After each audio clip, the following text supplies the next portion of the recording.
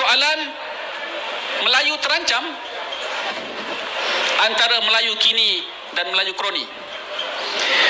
Saya akan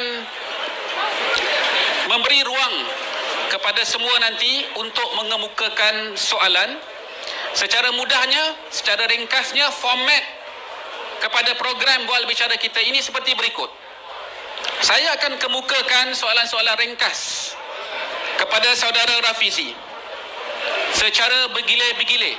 Maksudnya, ada yang saya telah sediakan, ada yang nanti kita akan dapat daripada Facebook Live, dan ada nanti yang kita akan juga minta pohon daripada tuan-tuan dan puan-puan yang ada dalam program pada malam ini dari floor. Boleh juga kemukakan. Cumanya saya minta, dan saudara Rafizi akan jawab dalam tempoh yang bersesuaian. Kalau panjang, soalannya jadi kurang lah. Tapi kalau baik, bersesuaian, mungkin kita akan dapat jawab soalan yang lebih banyak. Tapi saya serahkan kepada saudara Rafizi nanti untuk memberikan jawapannya. Dan supaya soalan-soalan ini dapat kita layan dengan baik, maka saya juga pohonlah kepada tuan-tuan dan puan-puan, para penonton di luar, di dalam Facebook Live juga untuk kemukakan soalan ni dengan tepat dan ringkas. Ya, dan kalau boleh jangan lari topik macam di parlimen. Jangan lari tajuk. Cerita pasal, patutnya pasal tahfiz, dia jadi cerita kafar, dia jadi cerita sekolah, pasal infrastruktur, pasal elektrik. Last akhirnya pasal bajet, akhirnya Pakatan Harapan juga yang bersalah. Jadi kita harap supaya kita kekal dengan tajuk. Tajuk kita ialah Melayu terancam, antara Melayu kini dan Melayu kroni. Baik, kita akan mulakan insya-Allah dalam tempoh sekarang 9.45. Saya tahu ramai yang nanti nak dengar daripada saudara Rafizi. Saya tanya tadi daripada saudara Rafizi, dia nak mula dengan sedikit ucapan pembukaan. Dia kata tak payah, terus kepada soalan. Sebab kita pun nak jawab soalan ni, anda tanya saya jawab lah. Anda tanya, saudara Rafizi akan jawab. Jadi kita terus kepada soalan, dan saya ingin kemukakan soalan yang paling basic untuk awal ini. Tajuknya pun Melayu terancam ni. Tajuknya pun Melayu terancam. Jadi saudara Rafizi, benarkah Melayu terancam? Silakan. Assalamualaikum warahmatullahi wabarakatuh. Alhamdulillahirabbil alamin, wassalatu wassalamu ala asyrafil anbiya'i wal mursalin wa ala alihi wa sahbihi ajma'in. Rabbi shrah li sadri wa yassir li amri wa hlul 'uqdatam min lisani yafqahu qawli. Saudara yang berhormat, saya Ibrahim, ahli Parlimen Ledang, sahabat-sahabat, adik kakak yang hadir sekalian. Dia rasa macam ustaz pula. Kerja Melayu lah.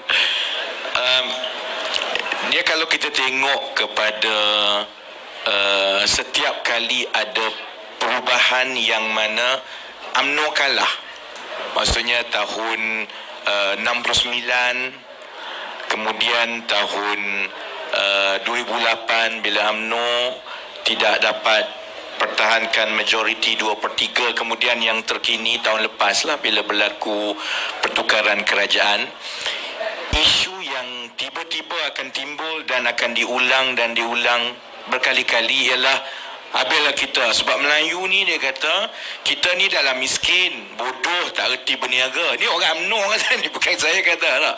Jadi kalau kat Malaysia ni yang ada hanyalah kuasa politik saja. Jadi soal naratif yang Melayu ni terancam, dia hanya timbul kalau UMNO kurang kuasa, sama ada dihilang kuasa ke, dihilang negeri ke, tiba-tiba benda itu timbul. Kerana selama berpuluh-puluh tahun, masalah orang Melayu kita jugalah, selama berpuluh-puluh tahun ini telah diterap dalam kepala bahawa Melayu tu UMNO, sekarang Melayu tu UMNO dan PAS lah. Dan kalau mereka tidak berkuasa, maka Melayu akan ada masalah kerana Melayu tak ada kuasa. Soal ancam ke tidak ni sepatutnya kita kena jadi lebih objektif lah. Kalau nak banding kedudukan Melayu, so to speak, kedudukan Melayu, dia tak boleh tengok kalau UMNO lemah kita kata Melayu lemah. Malah saya rasa sepatutnya kayu ukur tu sekarang ini sepatutnya lebih moden daripada zaman Tok Kaduk yang zaman UMNO dulu lah. Kalau nak tengok Melayu lemah ke tidak, sepatutnya kita kena tengok Melayu terpelajar ke tidak. Berapa ramai orang Melayu yang sekarang ini dalam profession siasah yang baik? Berapa ramai perniagaan Melayu? Berapa ramai PhD Melayu? Berapa ramai PhD Melayu yang bagus, yang ialah yang bukan yang fake degree lah kan, yang bukan ijazah beli ke apa tak. Kalau kita tengok begini, sepatutnya pandangan saya nak jawab cepat ya Tuan Zaid. Kalau kita kira ijazah sekarang banding dengan ijazah dulu, ijazah sekarang lebih banyak. Budak-budak Melayu sekarang rata-rata 30% ada ijazah. Kalau nak tengok dari segi kelas menengah Melayu dalam ekonomi, sekarang jauh lagi besar berbanding dengan dulu. Kalau nak tengok yang ada pekerjaan profesional, sekarang lebih baik daripada dulu. Malah saya berani katakan Melayu sekarang ini dia jadi kritis dan dia jadi lantang sampai boleh kritik kerajaan, maki menteri. Kalau dekat Facebook tu pegawai kerajaan kadang-kadang saya tengok inspektor polis duk maki. Sebabnya ialah kerana Melayu sekarang ni lagi maju daripada Melayu yang dulu. Dia tak rasa takut pun dengan kerajaan banding dengan zaman UMNO dulu. Jadi Melayu zaman UMNO dulu ni memang duduk bawah tempurung betul-betul. Nak tegur kerajaan takut sebab kena masuk lock up. Sekarang saya kadang-kadang tengok yang duk maki tu polis pun ada, pegawai kerajaan pun ada. Dia tak malu, dia takut kerana sekarang Melayu bawah pakatan ini walaupun dia bimbang kerana dia rasa Menteri Kewangan Cina, Peguam Negara bukan Melayu, Ketua Hakim bukan Melayu. 3 orang tu je sebenarnya.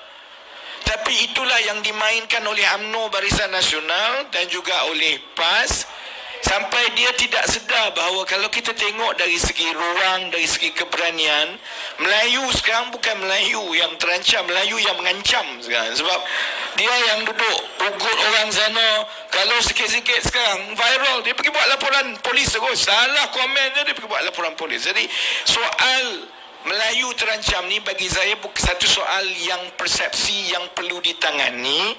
Tapi kalau kita tidak berhati-hati dan kita tidak jawab, dia boleh jadi satu penyakit dalam negara, dalam masyarakat. Kerana dia bukan saja soal politik, soal melagakan yang Melayu dengan yang bukan Melayu. Yang saya paling bimbang, dia akan menjadikan orang Melayu bodoh. Itu yang saya paling bimbang. Sebab itu malam ini memang saya kata menangkanlah rantau ni belakang kira. Tapi Pakatan Harapan, Melayu dalam Pakatan Harapan juga kita kena jawab. Kerana kalau tidak kita membiarkan soal Melayu ini dirompak oleh UMNO dan PAS yang membodohkan Melayu demi untuk mereka dapat balik kuasa. Dan yang itu adalah sesuatu yang mengancam orang Melayu. Kalau anak-anak kita lepas ni, Najib dan Rosmah ni orang paling baik, dia tak ambil duit, malah Najib ni lah orang paling mulia. Payah kita, kerana akhirnya orang Melayu yang akan datang, dia tidak lagi boleh membezakan nilai, dia tak boleh lagi tengok fakta, dia tak boleh lagi ada pendirian yang aku mungkin Melayu, tapi kalau pimpinan Melayu buat macam itu, sebenarnya tanggungjawab aku sebagai Melayu untuk bangkang dan untuk perbetulkan. Wallahualam. Okey, cantik.